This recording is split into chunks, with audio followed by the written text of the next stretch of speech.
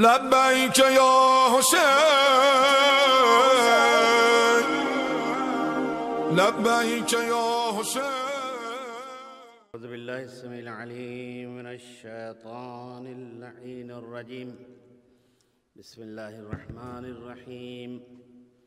الحمد لله الذي هو أقرب إلينا من حبل الوريد ذو العرش المجيد فعال لما يريد المبدئ والمعيد وعلى كل شيء شهيد وحفظنا من شر كل قريب وبعيد وغائب وعتيد الذي هدانا لهذا وما كنا لنهتدي لولا أن هدانا الله لقد جاءت رسل ربنا بالحق والصلاة والسلام على أفضل البريد النبي المسدد والمصطفى الأمجد بالقاسم محمد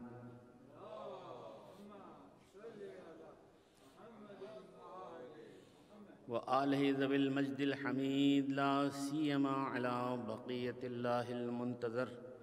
اللهم صل على محمد وآل محمد وعجل فرجهم.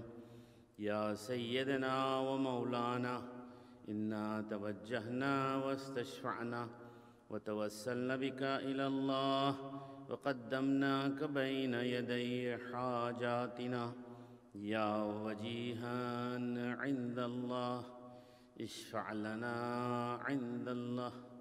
رب اشرح لي صدري يسر لي أمري واحلل عقدة من لساني يفقه قولي.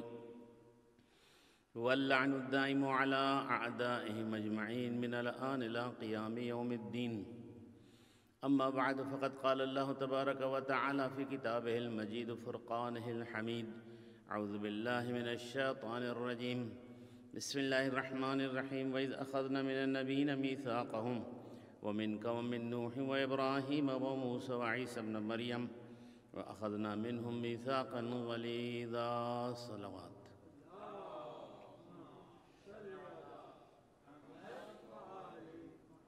صلى الله عليك يا أبا عبد الله ولا جعله الله آخر العهد من زيارتكم. السلام على الحسين وعلى علي بن الحسين وعلى أولاد الحسين وعلى أصحاب الحسين جميعا ورحمة الله وبركاته. صلوات.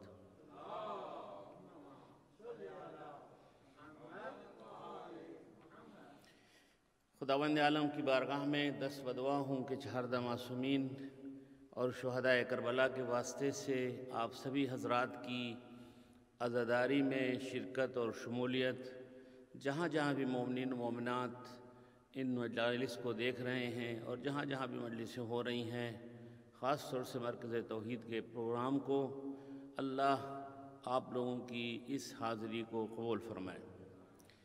پروردگار عالم عز و جل کی بارگاہ میں دست بدعا ہوں کہ کرونا وائرس سے تمام دنیا کو نجات عطا ہو۔ اسی کے ساتھ ساتھ دعا گو ہیں کہ اللہ تبارک و تعالی عزاداری کو امن و امان کے ساتھ اور خاص طور سے کرونا وائرس سے دور رہ کر کے خلوص کے ساتھ ہمیں یہ جو رات ہے عبادت کی رات اور کل کا دن، اس میں عزاداری برپا کرنے کی توفیق عطا ہو۔ امام زمان علیہ السلام کی دعائیں شامل حال رہیں، ان کے ظہور میں تعجیل ہو۔ صلوات پڑھ دیجیے۔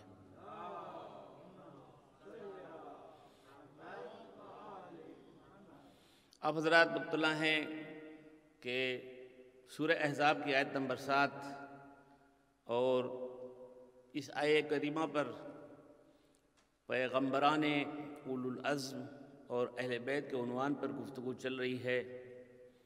آج شب عاشور ہے، لیکن کچھ نہ کچھ فضائل عرض کرنے کی کوشش کروں گا اس اعتبار سے کہ جناب نوح کا ذکر ہوا، کچھ باتیں رہ گئیں۔ اسی طرح حضرت ابراہیم کی گفتگو ہوئی، اس میں بھی تفصیل کے ساتھ بحث نہ ہو سکی، اور اسی طرح جناب موسیٰ اور کل جناب عیسیٰ کا ذکر ہوا۔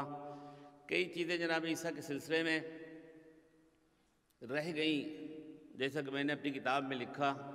کاظمی صاحب نے جب 1986 میں ریڈیو پروگرام کے سلسلے میں مجھے دعوت دی تھی حضرت عیسیٰ کے بارے میں، تو اس میں وقتی طور سے بات ہو گئی، لیکن واقعی حضرت عیسیٰ کے بارے میں تفصیلات سے مومنین کو، مسلمانوں کو، حتیٰ کہ غیر مسلموں کو، حتیٰ کہ عیسائیوں کو صحیح نہیں معلوم ہے حضرت عیسیٰ کے بارے میں، انہیں معلومات کرنی چاہیے کہ کرسمس کی تاریخ 25 دسمبر نہیں ہے، یہ ایک طے کی ہوئی تاریخ ہے جو سب نے بیٹھ کر کے طے کیا تھا۔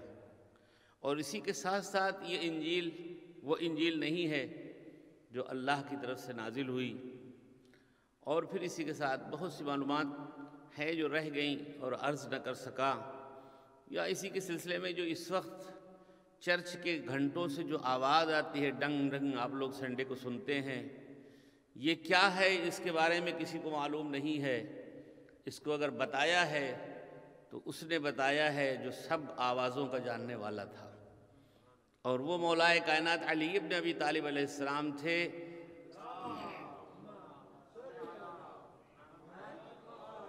کہ جس وقت ساتھ چلتے ہوئے انسان سے پوچھا کہ تم سمجھ رہے ہو کہ یہ چرچ کیا کہہ رہا ہے، چرچ کا گھنٹہ کیا کہہ رہا ہے، تو انہوں نے کہا اللہ کا رسول، اللہ کا رسول اور اس کی وسیع جانتے ہیں۔ تو پھر آپ نے اس کے ساتھ اشعار پڑھے، اور وہ جو چرچ کا گھنٹہ کہہ رہا تھا، آپ نے فرمایا کہ یہ دنیا کی بے ثباتی کا اور بربادی دنیا کا مرثیہ گا رہا ہے۔ بہرحال تو یہ اس کتاب میں بھی ہے اور جگہوں پر ہے، میں نے صرف اشارتاً یہ باتیں ذکر کر دی کہ آج حضرت عیسیٰ کے بارے میں اب اس مزید گفتگو سے تھوڑا سا الگ ہٹتے ہوئے اپنے نبی کے بارے میں گفتگو کی جائے۔ لیکن چونکہ جناب عیسیٰ نے پیشین گوئی کی تھی ہمارے پیغمبر کی، اسی سے ترتیب لگاتے ہوئے اور آپ حضرات کی خدمت میں پہلے بتا دوں، یہ سورہ صاف کی آیت نمبر 28واں پارہ ہے، اور یہ سورہ صاف کی 6 اور 8 آیتیں ہیں۔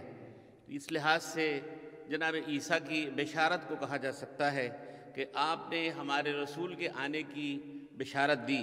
وَإِذْ قَالَ عِيسَى ابْنُ مَرْيَمَ يَا بَنِي إِسْرَائِيلَ إِنِّي رَسُولُ اللَّهِ إِلَيْكُمْ، اے رسول اس وقت کو یاد کرو جب عیسیٰ ابن مریم نے بنی اسرائیل سے کہا انی رسول اللہ الیکم، کہ ہم تمہاری طرف رسول اللہ بن کے آئے ہوئے ہیں، مصدقا لما بین یدی، ہم اس چیز کی تصدیق کرنے والے ہیں جو ہمارے سامنے ہے۔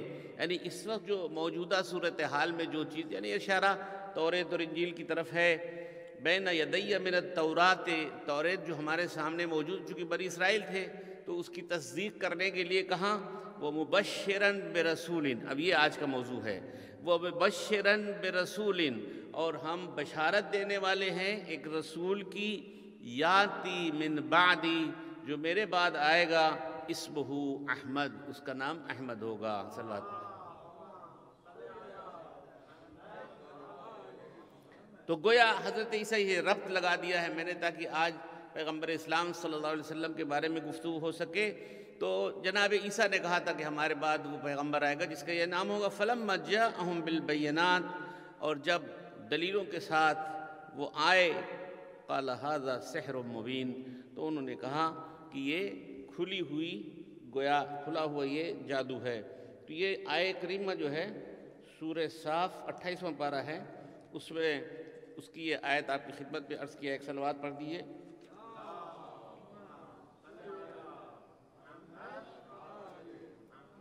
جناب عیسیٰ نے جو پیشین گوئی کی اس اعتبار سے تو یہ جو ہے یہ آیت کریمہ ہے۔ اب اس کے بعد جو اسی سے متعلق بات ہوتی ہے کہ علماء میں اختلاف پایا جاتا ہے کس اعتبار سے، جو حضرت ابراہیم کی دعا ہے، یعنی ہمارے رسول دعائے خلیل نوید عیسیٰ یہ تھے، تو اس لیے یہ دوسری آیت کو توجہ فرمائیے بڑے غور کے ساتھ، سورہ بقرہ کی آیت نمبر 150 کے بعد ہے، کما ارسلنا فیکم رسولا، یہ ہے دعا جناب ابراہیم کی ہمارے رسول کے بارے میں، کما ارسلنا فیکم رسولا منکم، جیسا کہ میں نے پہلے بھی ایک رسول کو بھیجا ہے جو تم کو ہماری آیتیں پڑھ کر کے سنائے، وہ تمہارے نفس کو پاکیزہ کرے، آیاتنا ویزکیہم ویعلمہ الکتاب والحکمہ، اور جو کتاب و حکمت کی تعلیم دے، ویعلمکم ما لم تکونوا،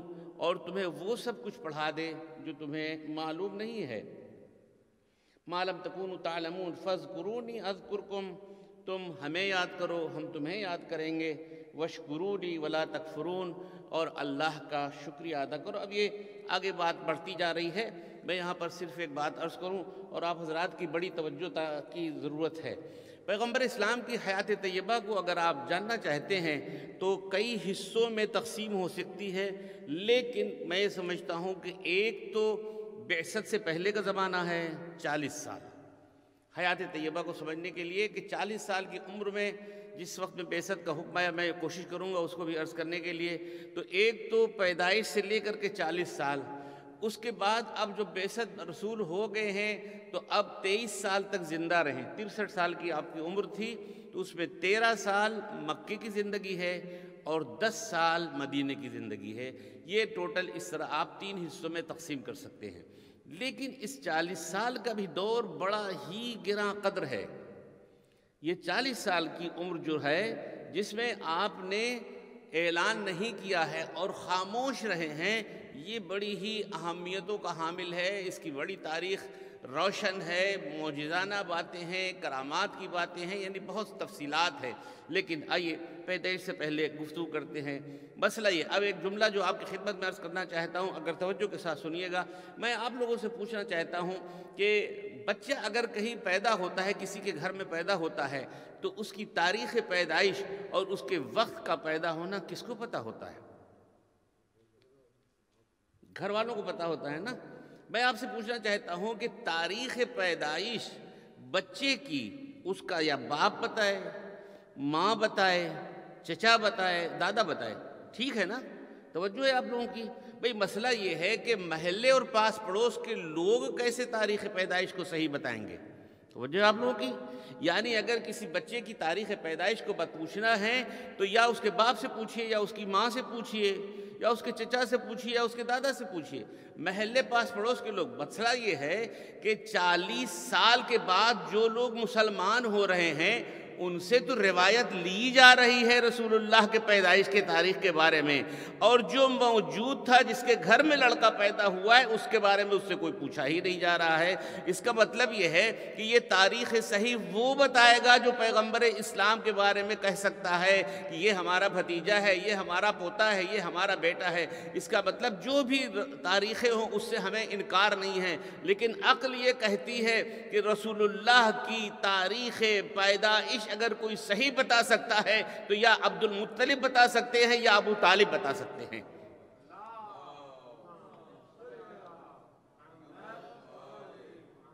اور روایات یہ کہتی ہے کہ باپ کا انتقال پہلے ہو گیا تھا، روایات یہ کہتی ہے کہ باپ کا انتقال پہلے ہو گیا تھا، اور ماں کے بارے میں بھی ہے کہ 6 مہینے کے بعد انتقال ہو گیا۔ تو اب پھر مسئلہ جو آتا ہے کہ ان کی تربیت کے بارے میں، ان کی پرورش کے بارے میں، تو روایات اور پوری تاریخ موجود ہے کہ جناب عبد المطلب نے یہ اپنے ذمہ لیا، اور جب تک وہ زندہ رہے جناب کی اپنے پوتے کی گویا پرورش کرتے رہے، اور جب جانے لگے اس دنیا سے تو پھر کسی اور کا انتخاب نہیں کیا۔ یہ بڑی توجہ سے سنیے گا، کسی اور کا انتخاب نہیں کیا ہے۔ اپنے پوتے کی تربیت کے لیے اگر انتخاب کیا تو ایک اپنے بیٹے کا انتخاب کیا ہے، وہ جس کا نام عمران ابو طالب ہے۔ صلوات پڑھ دیجئے محمد وآلہ۔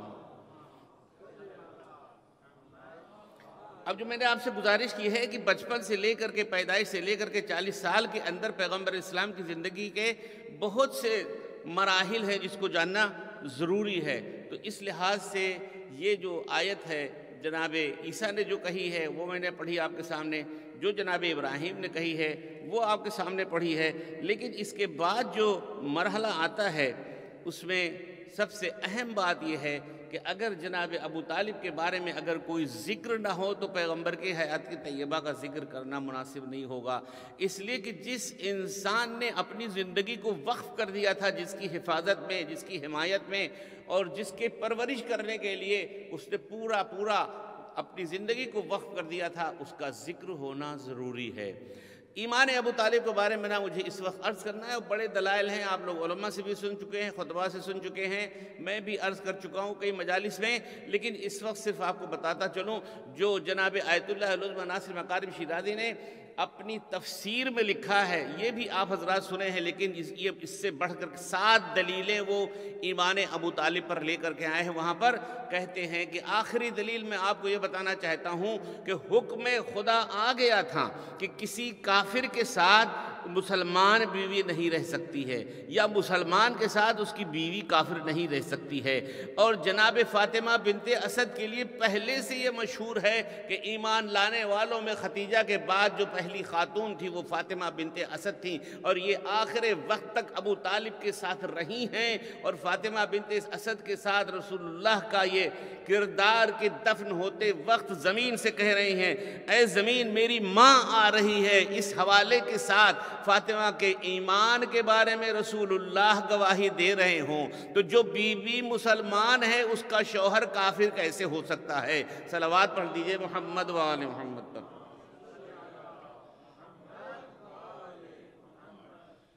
اب اس کے بعد پیغمبر اسلام کے بارے میں یہ بھی مشہور ہے کہ جب شام میں جناب ابو طالب اپنے ساتھ اپنے بھتیجے کو لے کے گئے تھے تو اس وقت میں وہاں پر بحیرہ راہب نے پوچھا تھا کہ یہ کون ہے؟ ان کا ہمارا بھتیجا۔ کہا اب آگے اس کو نہ لے جائیے، آپ تجارت کے لیے جا رہے ہیں لیکن اس کو لے جائیے گا، دشمن اس کے پیچھے لگے ہوئے ہیں۔ اور پوری تفصیل اس پورے قافلے کی اور اس پورے تجارت کی کتابوں میں درج ہے کہ جہاں جاتے تھے ڈالیاں درختوں کی ڈالیاں جھک جایا کرتی تھی، آپ چلتے تھے سر پہ سایہ رہا کرتا تھا، کسی غیر مسلم کا غیر حلال کھانا کھاتے نہیں تھے۔ یہ ایک پوری تفصیل وہاں پر آئی ہوئی ہے۔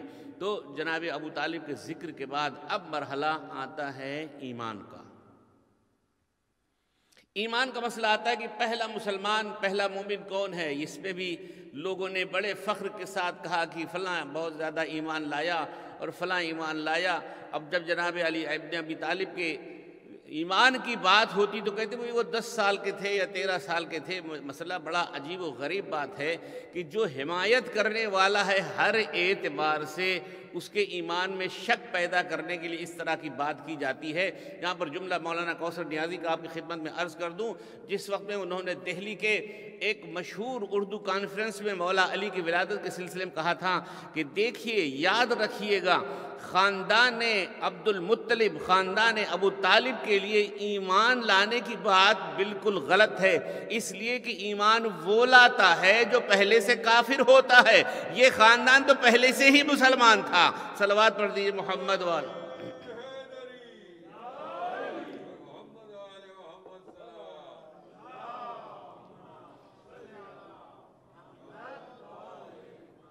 اور پھر مولائے کائنات نے جہاں پر فخر میں اشعار کو پڑھا ہے اس پہ یہی کہا ہے سبقتو فی الاسلام ترن، میں نے اسلام میں سب سے پہلے اسلام میں نے اسلام کا اظہار کیا۔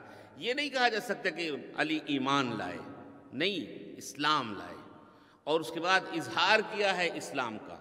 اسی لیے مولائے کائنات نے کہا کہ صلت الملائکہ علیہ وعلی الرسول 3 سنوات، 3 سال تک ملائکہ نے ہم لوگوں پر صلوات درود بھیجا ہے، اس لیے کہ نمازوں کی آواز اوپر جو جاتی تھی صرف رسول اللہ کی تھی اور ہماری تھی، کسی اور کی نہیں تھی۔ یعنی نماز علی کی آواز اوپر جاتی تھی، نماز رسول کی آواز جاتی تھی۔ اور پھر یہ روایتوں میں ملتا ہے کہ ایک خاتون کھڑی ہوتی تھی، ایک جوان کھڑا ہوتا تھا اور ایک غلام، یہی 3 وہ تھے۔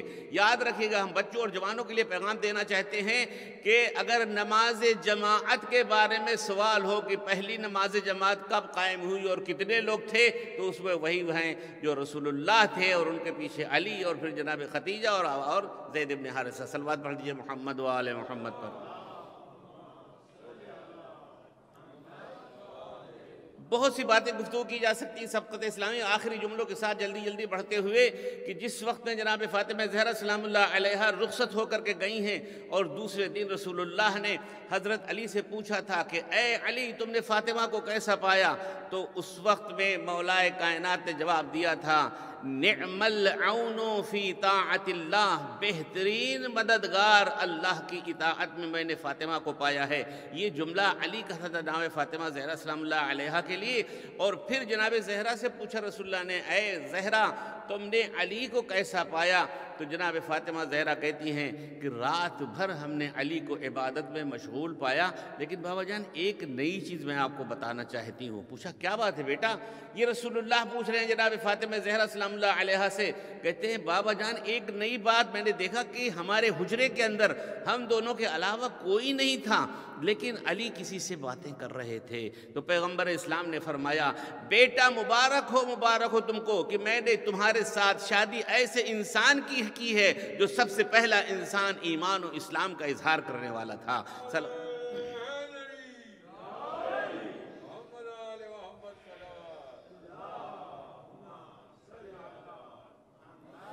3 سال تک خاموش رہے رسول اللہ اور کسی سے کوئی بات نہیں کی۔ وہاں پر حکم آ گیا، اقرأ بسم ربک الذی خلق۔ یہاں پر جو ہے بعثت کی بات آتی، پوری تفصیل ہے بعثت کے بارے میں کہ جبریل امین آئے اور کہا کہ یا رسول اللہ کچھ پڑھیے۔ پوچھا کیا پڑھیں؟ ماں اقرأ، کیا پڑھوں میں؟ تو پھر پڑھا اقرأ بسم ربک الذی خلق، جس نے پیدا کیا ہے اس کے نام سے پڑھیے۔ اور پھر جناب رسول اللہ نے پڑھا۔ یہ پوری ایک تاریخ ہے۔ جناب خدیجہ جاتی تھیں غار حرا میں کھانا لے کر کے۔ یہ آپ لوگ گھبرائیں گے نہیں، اس لیے کہ میں آپ سے بتانا چاہ رہا ہوں کہ 40 سال سے پہلے کی یہ باتیں بتانا بہت ضروری ہیں، جو رسول اللہ کی تاریخ سے متعلق باتیں ہیں، 40 سال سے پہلے جو ہوا ہے۔ تو اب بات آ گئی ہے یہاں پر بعثت کی، اور میں نے شروع کر دیا ہے گزارش غار حرا کے بارے میں۔ یہ بعثت کا سلسلہ ہوا اور اس کے بعد 3 سال تک خاموش تبلیغ رہی، اور بہت سے قریبی لوگ تھے، مثال کے طور سے جناب سلمان فارسی، عمار یاسر، سمیہ، حباب وغیرہ، پوری ایک لسٹ ہے جو بڑی خاموشی کے ساتھ، بلال، یہ وہ لوگ تھے بڑی خاموشی کے ساتھ ایمان لائے تھے۔ اب اس کے بعد حکم آتا ہے وَانذِرْ عَشِيرَتَكَ الْأَقْرَبِينَ، اے رسول اب قرابت داروں کو آپ ڈرائیے اور قریبی لوگوں کو بتائیے۔ پہلے رسول اللہ صلی اللہ علیہ وسلم نے حضرت علی سے کہا کہ کچھ کھانے پینے کا انتظام کرو، میرے پاس وقت نہیں ہوتا، لیکن تفصیل اب کیا بتاؤ، ہر واقعے میں ایک تفصیل ہے، ہر واقعے میں ایک تفصیل ہے۔ بہرحال مختصر یہ کہ حضرت علی نے کھانے کا انتظام کیا، اور جس وقت میں اپنے خاندان کے لوگ آئے جس میں 40 افراد تھے، جب وہ لوگ آئے تو رسول اللہ نے کہا کہ عربوں میں، جملہ سنیے گا، عربوں میں تمہارے پاس کوئی ایسا آدمی نہیں ہے جو تمہارے لیے خیر لے کر کے آیا ہے، ہم تمہارے لیے دنیا اور آخرت کی خیر لے کر آئے ہیں۔ غور کر رہے ہیں آپ؟ یعنی انذر عشیرتک الاقربین میں ادھر جگہ ہے، آ جائیے آپ لوگ، جن کو جگہ مل جائے گی آگے بڑھ جائیں۔ 2 کرسیاں خالی، 3 بلکہ خالی۔ صلوات پڑھ دیے محمد و آل محمد پر۔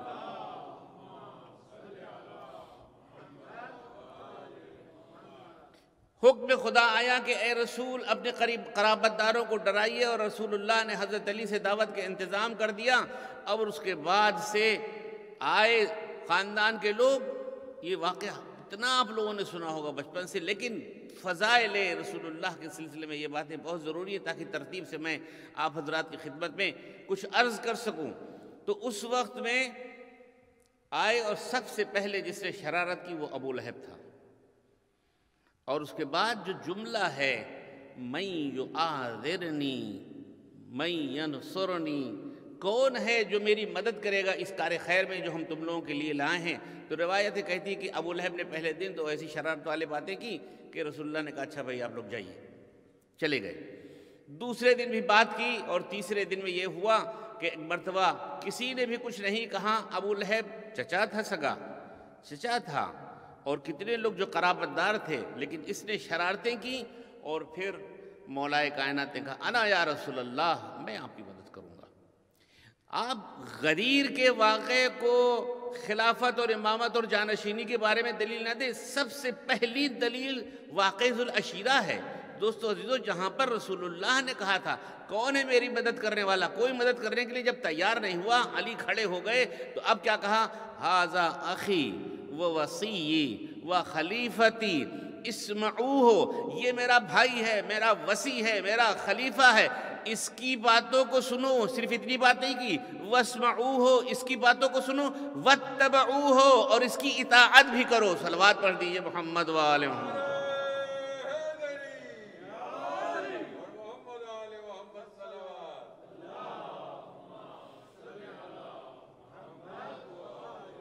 ذوالعشیرہ کے بعد بات آگے بڑھ جاتی ہے، اور اس کا سلسلہ ابو لہب، جس وقت میں پیغمبر اسلام مکے کی گلیوں میں جا رہے ہیں، وہ قولوا لا الہ الا اللہ تفلحوا، تم لوگ لا الہ الا اللہ کہو، اور ادھر سے ابو لہب پتھر مارتا تھا، رسول اللہ کے پاؤں زخمی ہو جاتے، پتھر مارتا تھا اور کہتا تھا اس کی بات مت سنو، اس کی بات مت سنو، یہ گمراہ ہو گیا ہے وغیرہ وغیرہ، اور ان کے بتوں کی برائی کہہ رہے تھے۔ تو اس میں ابو لہب نے جناب رسول خدا کو کئی بار شرارت کی اور پریشان کیا۔ اب آئیے دھیرے دھیرے جب بات بڑھ جاتی ہے تو یہاں جتنی پریشانی مکے کے اندر ہوتی ہے، تو پھر رسول اللہ نے مصلحت کو سمجھا اور کہا کہ ہم نزدیک ترین تبلیغ کے لیے بھیجتے ہیں نجاشی کے پاس۔ حبشہ میں نجاشی عیسائی تھا، اور وہ بڑا احترام کرتا تھا چونکہ مذہبی عیسائی تھا، اور اس لحاظ سے توجہ فرمائیے گا، ایک صلوات پڑھ دیجیے، میں نکال لوں یہ کاغذ۔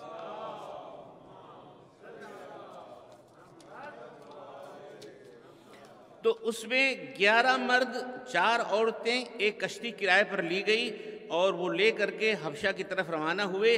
لیکن ایک بات میں پھر آپ سے عرض کروں دوستو عزیزو، دل میں چاہے جتنا علی کا بغض رکھو، لیکن انتخاب رسول کو دیکھیے، اور رسول کا کوئی بھی کام بغیر وحی الہی کے ہو ہی نہیں سکتا ہے۔ توجہ ہے نا آپ لوگوں کی؟ رسول کا کوئی کام بغیر وحی الہی کے نہیں ہو سکتا ہے۔ اس وقت بھی اگر انتخاب ہوا ہے تو ابو طالب کے بیٹے جعفر کا انتخاب ہوا ہے، کہاں؟ نجاشی کے پاس جانے کے لیے۔ اب آپ غور کیجئے گا کہ نجاشی نے جو جملہ پڑھا ہے کہ اللہ اکبر، علی کے بھائی تھے، توجہ فرمائیے۔ جعفر وہاں پہنچے، اس کے بعد کہتے ہیں ایھا الملک کنا اہل الجاہلیہ نعبد الاسلام، اے بادشاہ دیکھو ہم لوگ ایام جاہلیت میں پڑے ہوئے تھے، پتھروں کی پوجا کرتے تھے، وناکل المیتہ، اور مردے کو کھاتے تھے، ونات الفواحش، اور برائیاں بدکاریاں کرتے تھے، ونقض الارحام، صلہ رحم نہیں کرتے تھے، قطع رحم کرتے تھے، ونسی الجوار، اور ہم پڑوسیوں کو بھولے ہوئے تھے، ویاکل القوی منا الضعیف، اور جو طاقتور تھا وہ کمزور کو کھا جاتا تھا، حتی بعث اللہ الینا رسولا، یہاں تک کہ اللہ نے ہمارے پاس ایک رسول کو بھیجا ہے۔ صلوات پڑھ لیجیے مولا کے نام پہ۔ یہ جعفر ایک بہت بڑے خطیب تھے، اور جا کر کے خطبہ دیا ہے نجاشی کے دربار میں اس طرح، اور کہتے ہیں نعرف نسبہ، اور وہ جو رسول آیا ہے اس کے نسب کو ہم جانتے ہیں، وہ صدق ہو، اس کی سچائی کو جانتے ہیں، وہ امانت ہو، اور اس کی امانت کو جانتے ہیں، وہ عفاف ہو، اس کی عفت کو جانتے ہیں، فدعانا لتوحید اللہ، تو یہ جو رسول آیا ہے اس نے ہم کو توحید کی طرف دعوت دی ہے، وَأَن لَا نُشْرِكَ بِهِ شَيْئًا، اور ہم شرک کچھ بھی نہ کریں، وَنَخْلَ مَا كُنَّا نَعْبُدُ مِنَ الْأَصْنَامِ، اور ہم کو اس رسول نے پتھر کی پوجا سے الگ کر دیا ہے، وَأَمَرَنَا بِصِدْقِ الْحَدِيثِ، اور ہم کو سچائی کی طرف دعوت دی ہے، وَأَدَاءِ الْأَمَانَہ، اور امانتوں کو ادا کرنے کے لیے، وَصِلَةِ الرَّحْم، اور رشتہ داروں کو قرابت داروں کے ساتھ صلہ رحم کرنے کے لیے، وَحُسْنِ الْجِوَار، اور پڑوسیوں کے ساتھ نیک سلوک کرنے کے لیے، وَالْكَفِّ عَنِ الْمَحَارِمِ، اور برے کام سے روکنے کے لیے، وَالدِّمَاءِ، اور خون بہانے سے، وَالنَّهَانَ عَنِ الْفَوَاحِشِ، اور بدکاریوں سے ہم کو روکا ہے، وَقَوْلُ الزُّورِ، الٹی سیدھی باتیں کرنے سے، جھوٹ بولنے سے، گانے سے دور رہنے سے، وَأَكْلِ الْمَالِ الْيَتِيمِ، مال یتیم کو کھانے سے روکا ہے، وَأَمَرَنَا بِالصَّلَاةِ وَالصِّيَامِ، اور ہم کو روزہ، نماز، زکوٰۃ کی ہم کو حکم دیا ہے، فَآمَنَّا بِهِ، تو ہم لوگ ایمان لائے ہیں، وَصَدَّقْنَا بِهِ، اور ہم نے ان کی تصدیق کی ہے، وَحَرَّمْنَا مَا حَرَّمَ عَلَيْنَا، اور ہم نے اس چیز کو حرام کیا جس کو اللہ نے حرام کیا ہے، وَحَلَّلْنَا مَا أَحَلَّ، اور حلال کیا جس کو حلال کیا، فَتَعَدَّى عَلَيْنَا وَقَوْمُنَا فَعَذَّبُونَا، تو ہماری قوم نے اس کو پریشان کرنا شروع کیا، اذیت دینا شروع کیا، اس پر عذاب نازل شروع کیا، فَتَدُونَ عَنَ دِينِنَا، اور ہمارے دین پر انہوں نے عذاب نازل کیا، إِلَىٰ عِبَادِ الْأَوْثَان، چونکہ ان کے پتھروں کی عبادت میں یہ رکھنا پڑ رہا تھا، فَلَمَّا قَهَرُونَا، اور جب وہ لوگ ہمارے اوپر غالب آئے، وَظَلَمُونَا، اور ہمارے اوپر ظلم کیا، حالوا بیننا و بین دیننا، اور وہ ہمارے اور ہمارے دین کے درمیان حائل ہوئے، الی بلادک، خرجنا الی بلادک، تو اب ہم لوگ تمہارے ملک کی طرف آئے ہیں پناہ لینے کے لیے، وَأَخْتَرْنَاكَ عَلَىٰ مَنْ سِوَاكَ وَرَجَوْنَا أَن لَّا تُظْلَمَ عِندَكَ أَيُّهَا الْمَلِكُ، اور ہم نے تمہیں اختیار کیا ہے کہ تمہارے پاس آئیں اور ہمارے پاس کوئی ظلم نہ ہو اے میرے بادشاہ۔ آپ یہ دیکھیے، میں صرف یہاں پر بتانا یہ چاہ رہا تھا کہ ابھی صورتحال یہ تھی، تبلیغ کا ابتدائی مرحلہ تھا، لیکن انتخاب بھی ہوا۔ وہاں ذوالعشیرہ میں علی نے کہا مدد کرنے کے لیے، یہاں جب جانے کی بات آئی نجاشی کی طرف تو جعفر نے کہا۔ صلوات پڑھ دیجئے محمد و آل محمد پر۔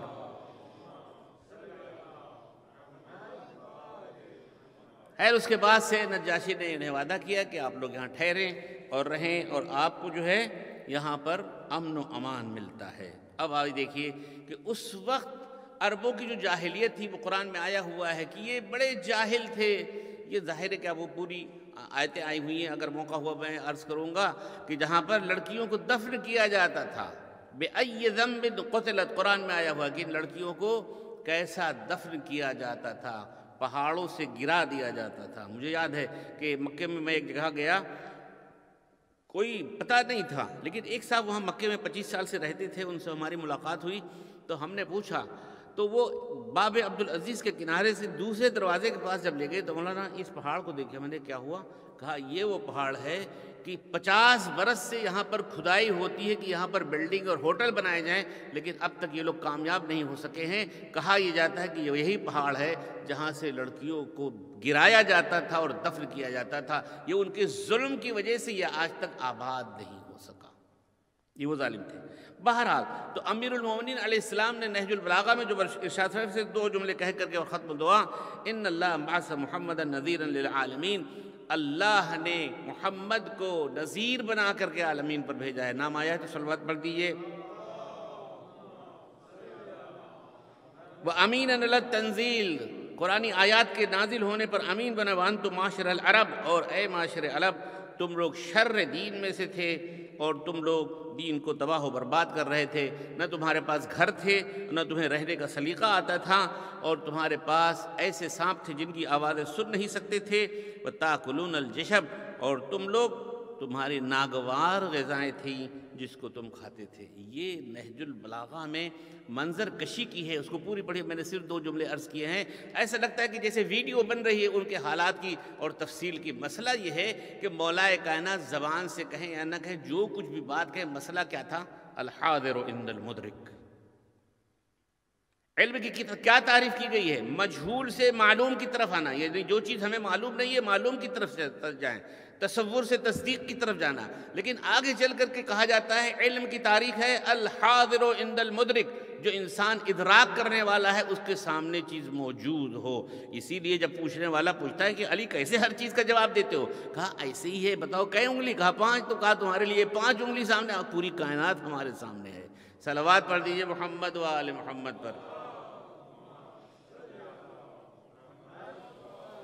آئیے پیغمبر اسلام کی حیات طیبہ سے استفادہ کرتے ہوئے صرف میں ایک بات عرض کروں، اس لیے کہ وقت ختم ہو گیا، اور انشاءاللہ آئندہ کی مجالس میں جب وقت ہوگا تو ہم عرض کریں گے آپ کی خدمت میں۔ دوستو عزیزو، ہم سب، کوئی بھی انسان اس وقت ایسا نہیں ہے جو مشکلات میں گھرا نہ ہو۔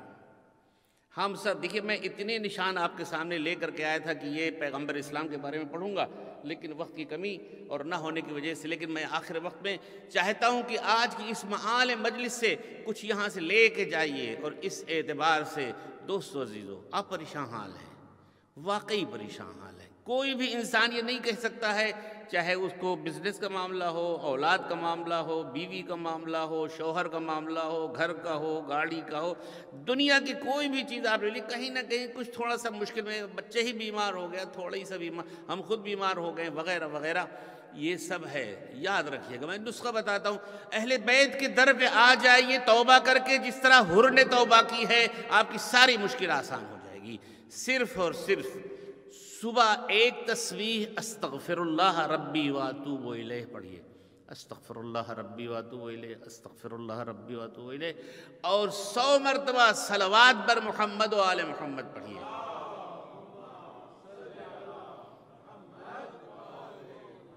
میں بھائی نہ نبی ہوں، نہ رسول ہوں، نہ امام ہوں، نہ کوئی کچھ جتنی بھی میں نے روایات پڑھی ہیں بنی اسرائیل کے واقعے میں، جناب موسیٰ کا میں نے دیکھا تھا کہ بنی اسرائیل کو موسیٰ نے کہہ دیا تھا اتنا پریشان فرعون کر رہا ہے، اور یہ ہو رہا ہے، وہ ہو رہا ہے، بیکاری کا کام ہے، عورتوں کی پریشانی ہے، تو موسیٰ نے کہہ دیا تھا جو بھی صلوات پر محمد و آل محمد پڑھے گا اس کی ہر پریشانی دور ہو جائے گی۔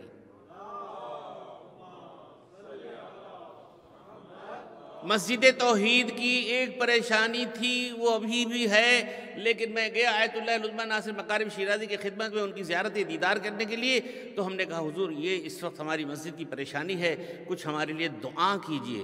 تو انہوں نے فوراً اپنی زبان مبارک سے کہا جائیے حرم میں 100 مرتبہ صلوات پڑھ لیجئے، آپ کی مشکل حل ہو جائے گی۔ اور الحمدللہ ہم نے وہ پڑھا اور ابھی تک حال ہے۔ تو میں جو آپ سے گزارش کر رہا تھا کہ ان پریشانیوں کو دور کرنے کا واحد نتیجہ ہے صلوات پڑھ دیے، اور توبہ کیجئے ان گناہوں سے جو اب تک کی گناہ کی، جتنے بھی گناہ کیے اللہ کی بارگاہ میں آ کر کے گناہ قبول کرنے میں کیا مشکل ہے بھائی؟ اللہ سے کہو میں نے غلطی کی، جو ہو گیا، غرور، تکبر، جھوٹ، بدکاری، شراب، یہ وہ جتنی بھی ہے، توبہ کیجئے اور استغفار کیجئے۔ استغفروا آیا ہوا ہے کہ استغفار کرو گے تمہارے مال میں برکت ہوگی، تمہارے اولاد میں برکت ہوگی، تمہاری تمام چیزوں میں۔ آخری جملہ سن لیجئے فضل الہی کے بارے میں کہ پیغمبر اسلام کا، چونکہ حیات طیبہ سے لکم فی رسول اللہ اسوۃ حسنہ، تمہارے لیے اللہ کے رسول کی زندگی میں اسوہ حسنہ ہے۔ فقیر لوگ، پریشان حال لوگ جن کے پاس پیسے نہیں تھے، پیغمبر اسلام کے پاس ہے اور کہا یا رسول اللہ، یہ جتنے بھی دولت مند ہیں، پیسے والے لوگ ہیں، یہ حج کرنے جاتے ہیں، ہمیں موقع ہی نہیں ملتا ہے، پیسہ ہمارے پاس نہیں ہے۔ یہ پیسے والے یہ کرتے ہیں کہ جہاد کے لیے گھوڑوں پہ گھوڑے خرید کر کے دے دیتے ہیں، اور جہاد پہ لوگ گھوڑ سوار چلے جاتے ہیں جہاد کرنے کے لیے۔ تو یہ پیسے والے لوگ اتنا زیادہ نیک کام کرتے ہیں، ہمارے پاس پیسے ہی نہیں ہیں، ہم کیا کریں؟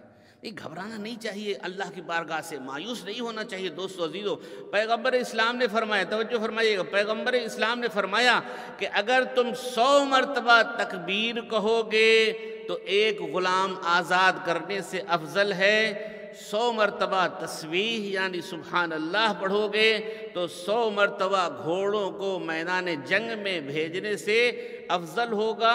کہا 100 مرتبہ لا الہ الا اللہ پڑھو گے تو تمام لوگوں کے اعمال سے تمہارے بہتر ہو جائیں گے۔ صلوات پڑھ دیجئے محمد و آل محمد پر۔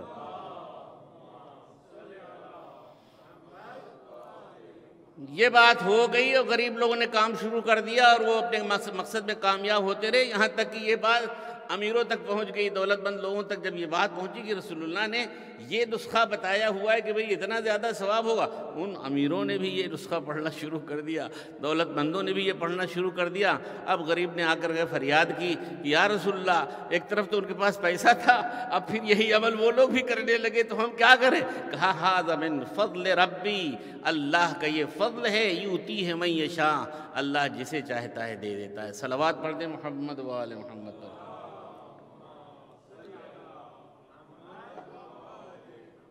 حیات طیبہ سے صرف میں یہاں پر گزارش کروں گا دوستو عزیزو، یہ کربلا کا جو واقعہ ہے یہ امام حسین علیہ السلام نے اپنے جد کی سیرت پر عمل کرتے ہوئے آگے بڑھے تھے۔ جب جناب محمد حنفیہ نے روکا تھا تو آپ نے یہی بتایا تھا کہ ہم کسی اور کام کے لیے نہیں جا رہے ہیں بلکہ امر بالمعروف کرنے کے لیے جا رہے ہیں، نہی عن المنکر کرنے کے لیے جا رہے ہیں۔ تفصیلات کا موقع نہیں ہے دوستو عزیزو، آج کی رات بڑی اہم ہے، عبادتوں کی رات ہے۔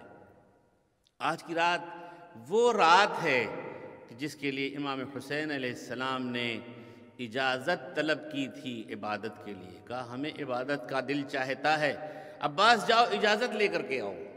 جناب عباس گئے تھے اور وہ مہلت لی تھی آج کی رات کہ ہم عبادت کریں گے۔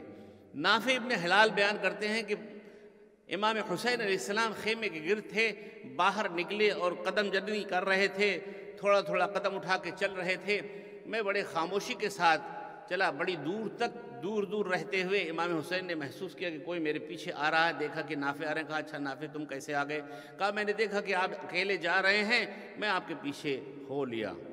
تھوڑی دور آگے بڑھنے کے بعد ایک مرتبہ کسی کے رونے کی آواز جس وقت نافع نے سنی تو کہتے مولا یہ بیویاں رو رہی ہیں، کس کے رونے کی آواز آ رہی ہے؟ تو اس وقت میں حسین نے کہا نافع تمہیں پتہ نہیں ہے، یہ میری ماں فاطمہ زہرا ہے جو پشت خیمہ میں درجے رو رہی ہے، اس لیے کہ جب میں ماں کی قبر پہ گیا ہوا تھا تو اس وقت میری ماں نے کہا تھا حسین مجھے چین نہیں آئے گا، میں تمہارے ساتھ ساتھ کربلا چلوں گی، یہاں تک کہ جہاں تم رہو گے وہاں میں تمہارے ساتھ ساتھ ہوں گی۔ واقعات کربلا آپ کو معلوم ہے اور جناب زہرا کا موجود ہونا معلوم۔ ابھی جملہ سنیے گا دوستو عزیزو، آج کے مصائب میں شب عاشور کے جتنے بھی مصائب پڑھے جائیں کم ہے، لیکن وہ مصیبت چھوٹے ششماہے کی ہے، وہ عجیب و غریب ہے، اس لیے کہ اصحاب و انصار کے پاس پیر چلنے کے لیے ہیں جو جنگ میں جا سکتے ہیں، علی اصغر کے پاؤں اس قابل نہیں کہ جنگ میں جا سکیں۔ ایک مرتبہ آواز استغاثہ بلند ہوئی کہ ایک مرتبہ بچے نے اپنے آپ کو جھولے سے گرا دیا، ادھر کوہرام برپا ہوا، حسین خیمے میں آئے، بہن زینب آپ لوگوں کے رونے کی کیا بات ہے؟ ایک مرتبہ زینب نے کہا بھیا آپ کی آواز استغاثہ سے علی اصغر نے اپنے آپ کو جھولے سے گرا دیا ہے اور کسی کے گود میں نہیں آ رہے ہیں۔ امام حسین بڑھے اور کچھ کان میں کہا کہ گودی میں ہمک کر کے علی اصغر آئے، اب لے کر کے چلنا چاہ رہے ہیں کہ لے جائیں پانی پلا دیں کہ رباب در خیمہ پہ کھڑی ہوئی ہے سر جھکائے ہوئے۔ حسین پوچھتے ہیں رباب کیا ہے؟ کہا میں صرف ایک مرتبہ اپنے بچے کو آخری بار دیکھ لوں، اس لیے کہ جو بھی میدان میں گیا ہے وہ واپس نہیں آیا ہے، میں بھی سمجھتی ہوں کہ میرا بچہ پتہ نہیں صحیح سالم آتا ہے کہ نہیں آتا ہے۔ حسین بچے کو ابا کے دامن میں لے کے آگے جا رہے ہیں، لوگ سمجھے کہ حسین صلح کے لیے قرآن لا رہے ہیں، لیکن یہ قرآن نہیں، قرآن کا چھوٹا سا پارہ تھا۔ حسین نے جس وقت ابا ہٹا دی، بچے کا چہرہ لوگوں نے دیکھا، امام نے فرمایا بھائی اگر تم لوگوں کے پاس بچے ہیں تو غور کرو، اس کی ماں کا دودھ خشک ہو گیا ہے، یہ پیاسا ہے، اس کو پانی پلا دو۔ تم لوگوں میں سے کوئی مسلمان ہے؟ کسی نے کوئی جواب نہیں دیا۔ تو توجہ کیجئے امام حسین کے جملے کو، اس کے بعد دوبارہ فرماتے ہیں کیا تم میں کوئی انسان بھی ہے جس کے دل میں ہو کہ چھوٹے سے بچے کو پانی پلا دے؟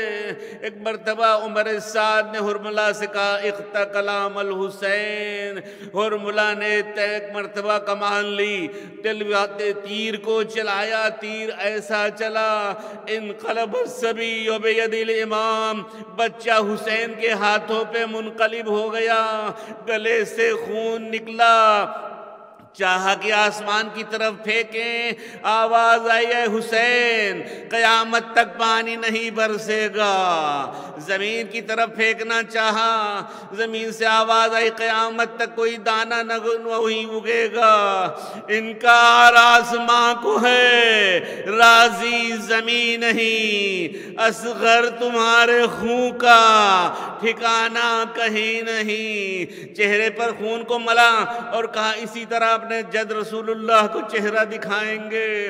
ایک مرتبہ بچے کو لے کے آگے بڑھتے ہیں، پھر شرم سے پیچھے ہٹتے ہیں، یہی عمل کل آپ کریں گے، انا للہ و انا الیہ راجعون، رضا بقضائہ و تسلیما لامرہ۔ اس کے بعد آگے جب بڑھے، جناب رباب آگے بڑھتی ہیں، کہا بچے کو پانی پلا لائے، صرف دامن ہٹایا اور ایک جملہ کہا رباب نے، حل مثلک ینہر، اے میرے بیٹے کیا تمہارے جیسے چھوٹے بچے بھی جنگ میں نہر کیے جاتے ہیں؟ اے میرے بیٹے کیا تمہارے جیسے بھی میدان جنگ میں نہر کیے جاتے ہیں؟ پوچھئے ان کی، اے میری ماؤں بہنوں بیٹیوں، ذرا اپنے بچوں کو سوچ کر کے سوچئے، غور کیجئے کہ رباب کے دل پہ کیا گزری ہوگی۔ ایک مرتبہ حسین بچے کو خیمے سے باہر لے کے آتے ہیں، دفن کرنا چاہتے ہیں لیکن دل نہیں چاہتا ہے، پھر ایک مرتبہ کلیجے سے لگا لیتے ہیں، تلوار سے قبر کو کھودتے ہیں، تلوار سے قبر کو کھودتے ہیں۔ اب علی اصغر کو اندر لٹانا چاہتے لیکن دل نہیں مانتا اور پھر کلیجے سے لگا لیتے ہیں، پھر لٹانا چاہتے پھر کلیجے سے لگا لیتے ہیں۔ ایک آواز آتی، حسین بچے کو سپرد خاک کرو کہ ایک ماں انتظار کر رہی ہے۔ ہائے وہ کون ماں ہے؟ وہ مادر حسین ہے۔ ایک مرتبہ ننھی سی قبر کھود کے اصغر کو گاڑ کے شبیر اٹھ کھڑے ہوئے، دامن کو جھاڑ کے قبر بنائی۔ اب حسین اٹھ کے چلنا چاہتے ہیں، دیکھا ذوالفقار سے رونے کی آواز آ رہی ہے۔ ذوالفقار سے پوچھا تجھ سے کیوں گریہ ہو رہی؟ کیا یا حسین میں آسمان سے نازل ہوئی تھی علی کے ہاتھوں کے لیے، شجاعت کے مظہر دکھانے کے لیے، مجھے یہ نہیں پتا تھا کہ اصغر کی لاش اس کی قبر کے لیے مجھ سے کام لیا جائے گا۔ الا لعنت اللہ علی القوم الظالمین۔ یا حسین یا حسین۔ لبیک یا حسین، لبیک یا حسین۔